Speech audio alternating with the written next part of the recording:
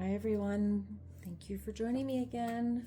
This is lesson 2 from our recent watercolor class. So in this lesson we are going to be painting this plant pot. I took this picture of one of my lovely little plants, and yeah, so we're going to be preparing it in watercolor today. So in class, for those that were in attendance, I did show you the difference between a flat wash versus how we would use the wet on dry technique, and then starting to add more pigments as we go to create dimension and depth and some realism to our pictures. So much of this exercise requires taking our time, but using some observation. So if we have a look at the picture of this photo together, you can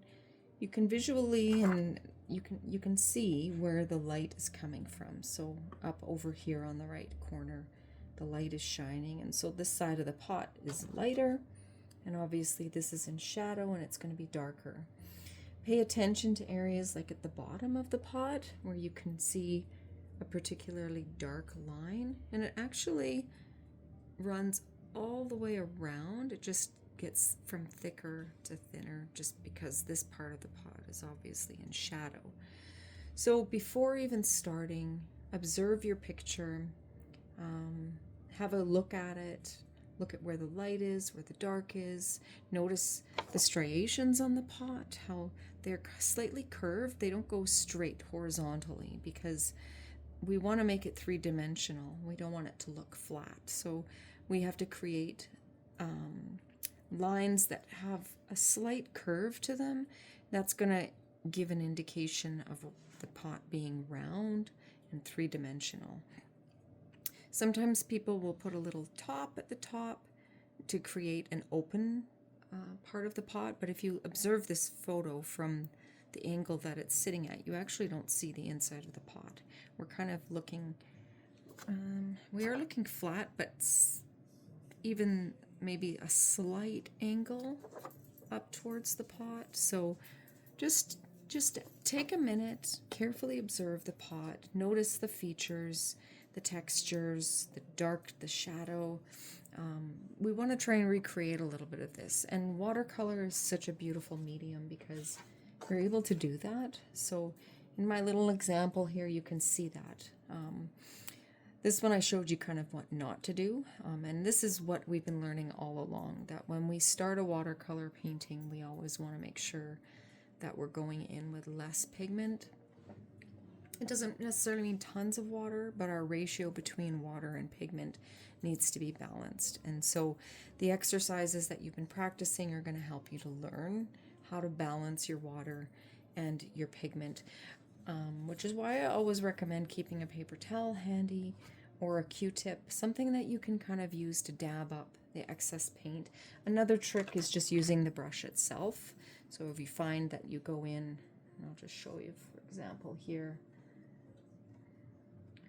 If you go in and you have a lot of pigment, but you don't want a lot of pigment, just clean your brush, dry your brush, and then you can actually just mop it up with the brush. So that's just another option. It's good to practice some of these things, just to kind of get used to the medium and get used to what works. You'll become comfortable with different methods, but I always like to have paper towel on hand.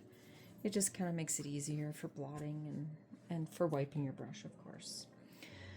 So as we get into this, many of you had requested that when we do this demonstration that we sketch it in. So that isn't necessarily something that you need to do, but for the sake of this demo, I can absolutely do a quick little sketch.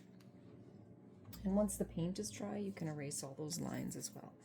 So we're just going to go in, we're going to have a look at our pot. Notice it doesn't come too much to a point.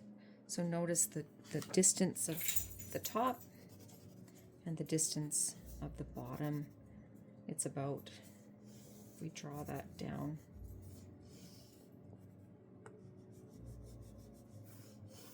it kind of gives us an idea of what kind of V shape that is.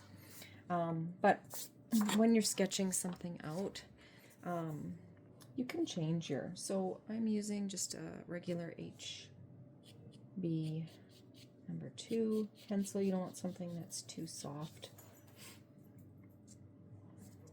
I might actually be making this pot a little bit big, but. And when you're sketching, just a little tip is just to draw and redraw those lines, just to help you find the edges of the pot. Note the curve of that pot on the bottom edge. It isn't flat across, but there is a slight curve. And then as we kind of come up to the brim, and this does curve over like this. And then just gently draw and redraw those lines just to help you find where they are. Okay, I'm going to take this piece of tape off just because it seems to be encroaching a little bit on where I'm putting my pot. So, just going to remove that, and there we go. There's our pot. Now for color. So I've gone ahead, my palette here, I have a selection of different browns on here.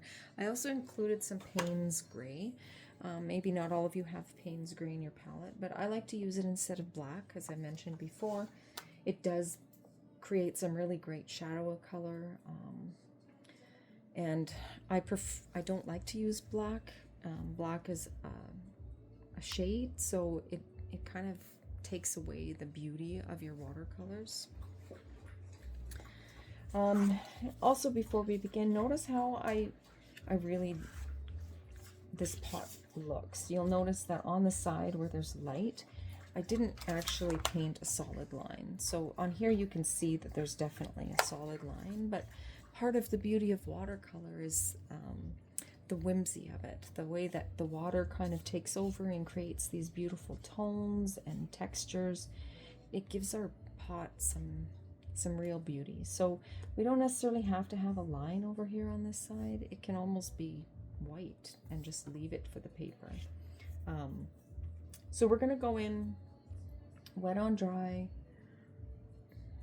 We're not going to use a ton of pigment, and I'm going to start with the lightest color. So I've picked some like some raw umbers and some dark siennas. So I'm going to go in with that terracotta color that you see here.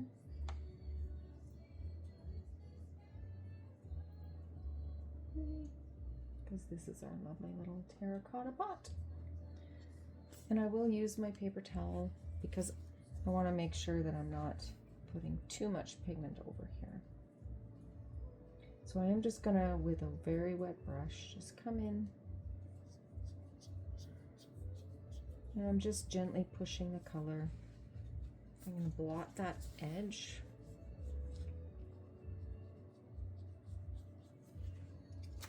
And be sure to have your reference photo handy, observing those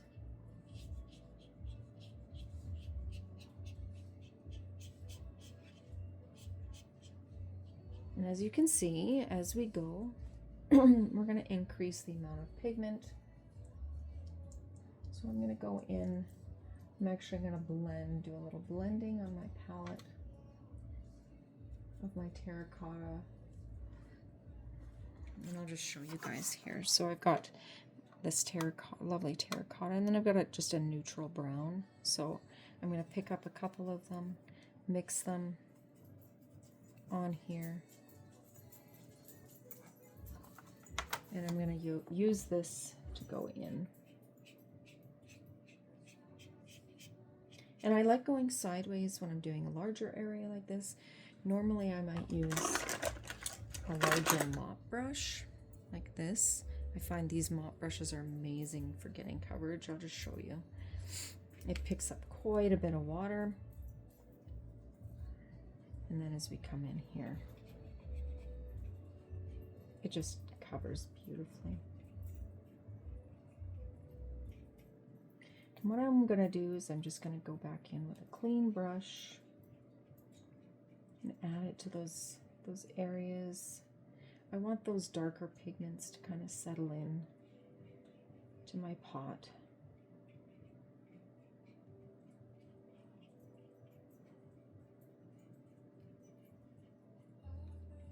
And you can kind of see, like, here's your lightest tones in here, and then your mid-tone. It kind of disperses, the two of them kind of blend in a little bit. And then we see a darker tone in here, and then it gets even darker to where we can't hardly see.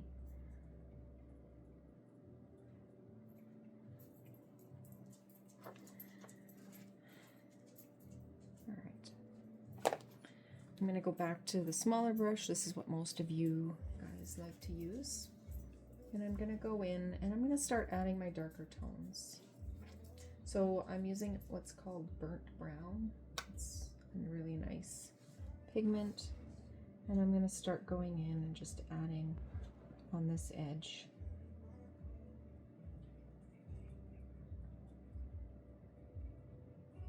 And we've learned the blooming technique, so that could be a really nice way for you guys to add some texture into your pot. And for blooming, you just kind of touch in and the paint will... Now, as we go, I don't want too much water to accumulate on my pot, so I'm going to dry my brush and go in with a pure pigment. We don't want our painting to be too wet. Remember in watercolor that as you add pigment, the pigment's gonna go wherever the water is. So if you have too much water pooling in a certain area, if you're trying to control where your pigments are going, you're gonna have a hard time doing that because they're gonna naturally go to wherever the water is.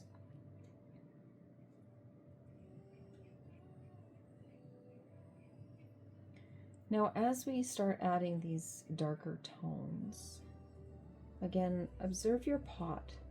Remember we talked about those striations? They kind of curve. Yeah, let's see, they kind of curve down and up. So observe carefully these striations. If we were to just do a flat wash, that would be fine, but I'm going to follow the lines, the curved lines in my pot, and I'm just going to draw them around like this so that our pot has that three-dimensional look. And up here it kind of changes and goes the other way.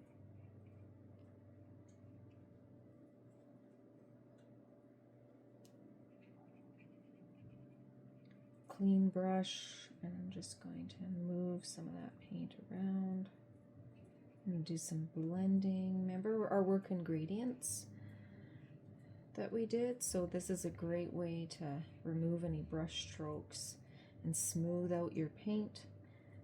That's another reason why too I like using a bigger brush, because it helps to remove some of those brush strokes. This was a bit dry. I'm actually removing the paint.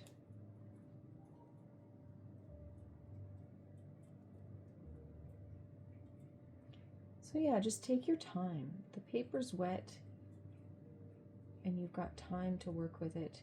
Try not to scrub your paper. All that's going to do is, especially with lower quality paper, what's going to happen is it's going to actually start peeling your paper, and you may run into some issues in that regard.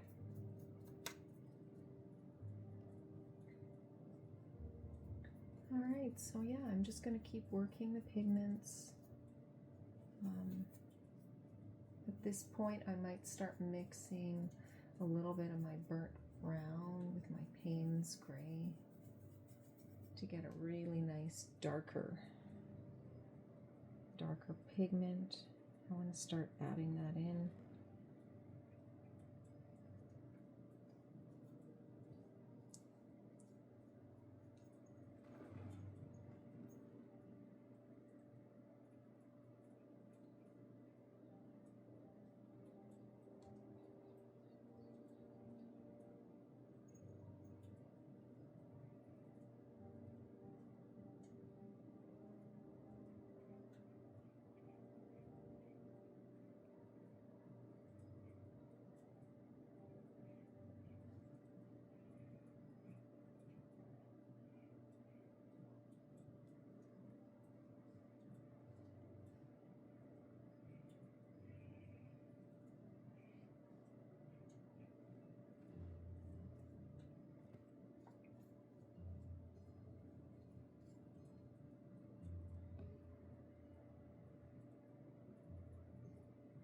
yeah, just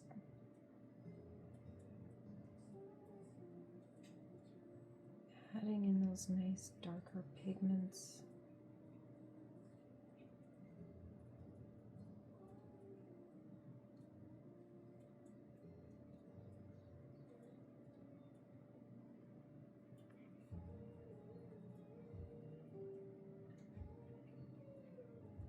You tap in, you're going to get some nice effects with your paint as well.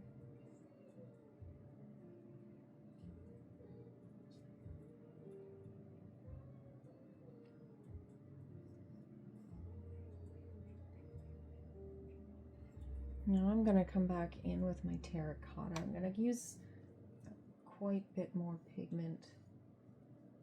I want to really bring out those beautiful terracotta colors.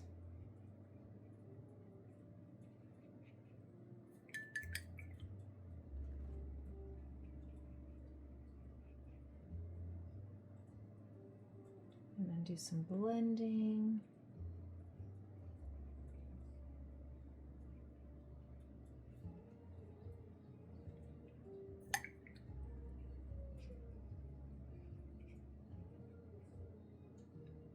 Some pure pigment or water, sorry, on the brush. And you can kind of see how the water now is creating some gorgeous textures on our pot here. So I'm going to pause the video and I will leave you guys with that project. Keep working on your pots. For homework, keep up with those flower petals. Practice them. We are going to be working on them in class this next coming week. We're going to really explore more of these flower shapes. We'll have some opportunities to practice our leaves because, of course, as you all know, the final project, we're going to be creating a pot and we're going to add some beautiful flowers and greenery into our pot as our final project. So yeah, I'm going to leave you for now. I hope you guys have a wonderful evening. Enjoy working with your watercolors. Be patient. Go back to the basics if you're struggling, and watch these videos. Watch them and repeat them, and just have fun. Okay. I'll take a picture of mine when it's all done, and I'll leave you guys for the night. So take care, and thanks again for watching.